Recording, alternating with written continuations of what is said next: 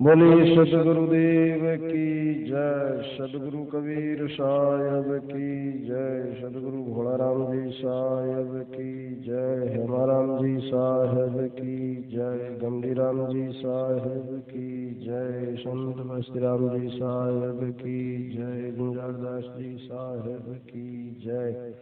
अनंत कोटि संत महात्मा की जय।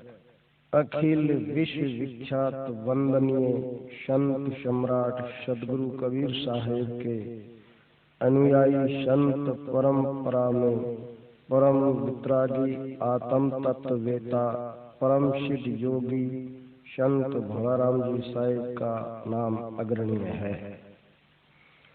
संत भोलाराम जी साहिब का अद्वितीय अलौकिक दिव्य जीवन के बारे में प्रत्यक्ष दर्शियों द्वारा बताया गया है कि विक्रम संवत 1921 में राजस्थान के जिला जोधपुर तहसील गोपालगढ़ के दक्षिण में 6 किलोमीटर दूर पहाड़ की तलेटी में गुजरों की ढाणी में रामाजी गुजर रहा करते थे।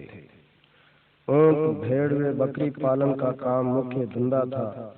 भक्त रामाजी गर्मी के मौसम में अपने पशुधन को जंगल में चराकर शाम अपने घर पर आए। वे सभी पशुओं को बाड़े में बांधकर आप बैठे ही थे कि तभी पहाड़ की तरफ से एक दिव्य तेजोमय शांत चित्त संत मूर्ति आते हुए दिखाई दिया। भक्त रामाजी उठकर सामने गए, दंडवत प्रणाम किया, आसन दिया। महात्मा मुस्कुराते हुए आशीर्वाद देकर बैठ गए। तत्पश्चात भोजन किया। भक्त रामाजी के माताजी को कुछ संदेह हुआ कि कहीं कपट वेश धार कर कहीं कोई चोर ठग तो नहीं है। महात्मा ने माता की शंका का समाधान किया और कहा कि काल चोर ठग से जीवों को छुड़ाने के लिए संसार में भ्रमण करते हुए आज तुम्हारे द्वार पर आया हूँ। ऐसा सत ज्ञान सुनकर सभी आनंदित हुए। रात में सभी ने सत्संग श्रवण किया, रात विश्राम किया और सुबह जल्दी ही महात्मा अपने दंड कमंडल में झोली लेकर रवाना हुए। भक्त रामाजी ने भोजन पाकर जाने के लिए महात्मा से अति विनय भाव से प्रार्थना की, लेकिन महात्मा आगे जाने के लिए कह करके रवाना हो गए। तब भक्त रामाजी ने संत चरणों में प्रणाम किया। आंखों से आंसुओं की प्रेम धारा बहने लगी, गदगद हृदय धड़कने लगा। तभी कृपालु दीन दयाल आनंदमय संत ने आशीर्वाद दे दिया कि भक्त तुम्हारे इस प्रेम भाव के कारण मैं जल्द ही तुम्हारे घर पर आऊंगा। ऐसा कहकर संत महात्मा वहां से आगे चले गए। गोपालगढ़ के उत्तर में बनगों की ढाणी में भक्त जोधा जी के वहां पहुंचे। सत्संग हुआ, भोजन पाया और रवाना होते समय जोधा जी को बोले कि भक्त रामाजी को कह देना कि धैर्य रखे, मैं जल्द ही वापस तुम्हारे घर आऊंगा। ऐसा कहकर रामदास जी की रामधाम खेड़ापा की तरफ चले गए। विक्रम संवत 1922 चैत्र शुदी पंचमी को भक्त रामाजी की धर्मपत्नी श्रीमती रूपाबाई की कोख से ब्रह्म मुहूर्त की बेला में संत भोलाराम जी का जन्म हुआ। भक्त रामाजी के 2 पुत्र और 3 पुत्रियां थी तथा संत भोलाराम जी संत रतन पुत्र पैदा हुए।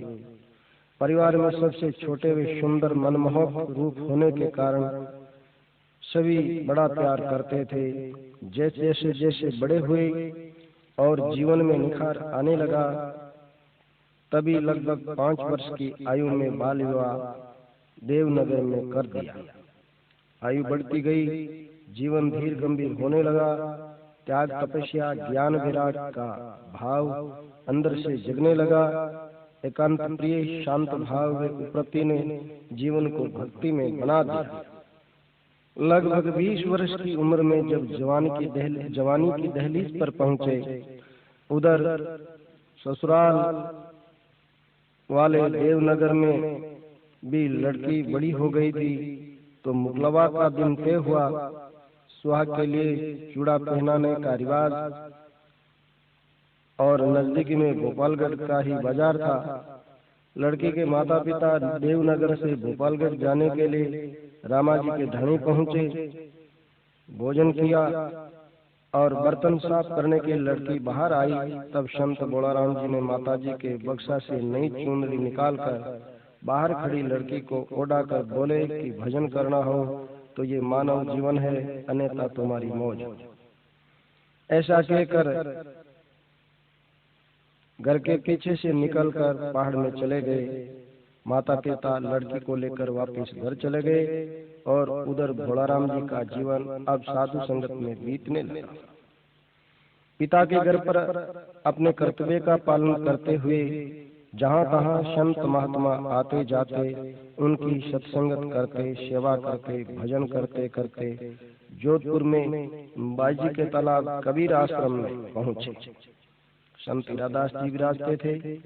संत बोलाराम जी एक दिन वहां पहुंचे, सत्संग हुआ और उनसे गुरु दीक्षा प्राप्त कर योग ध्यान में लग गए। तत्पश्चात घर पर रहते हुए माता पिता की सेवा करते, कमाकर खाते, योग साधना भक्ति भजन करते रहे। जब माता पिता का सतलोक वास हो गया तब आप एकांत में घर से थोड़ी दूर कुटिया बनाकर रहने लगे। दिन में कामकाज किया करते और रात में पहाड़ में साधना के लिए चले जाते और लगभग 40 वर्ष तक गुप्त साधना में लगे रहे। साधना में जीवन को उच्च शिखर पर पहुंचाया। जब दिव्य आत्म अनुभव ज्ञान हुआ तब आपने सर्वप्रथम अपने भाई को चेताया। भाई रत्ना जी माता के उपासक वे पुजारी थे, देवी के नाम पर बकरों की बलि चढ़ाते थे। संत बोलाराम जी ने जीव हिंसा बंद करवाई और सच्चा ज्ञान सुनाकर भ्रम मिटाया। गोपालगढ़ के महाराजा शिकार के लिए पहाड़ में जाते थे, उनको भी चेताया। वे जीव मारना छुड़ाया। रजलानी के महाराजा को सदुपदेश देकर बावड़ी पर जीव हिंसा भैरू देवता के नाम पर हो रही थी, वे भी बंद करवाया। आसपास के कई गांव ढाणियों में जाकर ब्रह्म ज्ञान से जग जीवों को छुड़ाया, जिसमें गांव रड़ोद का प्रसंग है कि लोग दिन में घर से बाहर भूत के डर से नहीं निकलते थे। संत भोलाराम जी ने वहां जाकर चौका आरती करवाकर सारे गांव के दुख दर्द को, ब्रह्म ज्ञान को मिटाया। इस प्रकार के कई प्रसंग आपके जीवन में रहे। धीरे धीरे जब आपके भक्ति का प्रभाव बढ़ने लगा तो कई दुखी आत्माएं दर्शन करके आशीर्वाद प्राप्त करके सुखी होने लगे।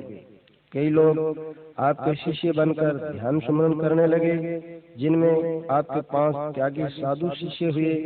सर्वश्री संत हेमाराम जी साहेब, संत श्री गंभीराम जी साहेब, संत श्री रूपाराम जी साहेब, संत श्री वस्त्राम जी साहेब, संत श्री आसाराम जी साहेब तथा अन्य कई ग्रस्त भक्त हुए।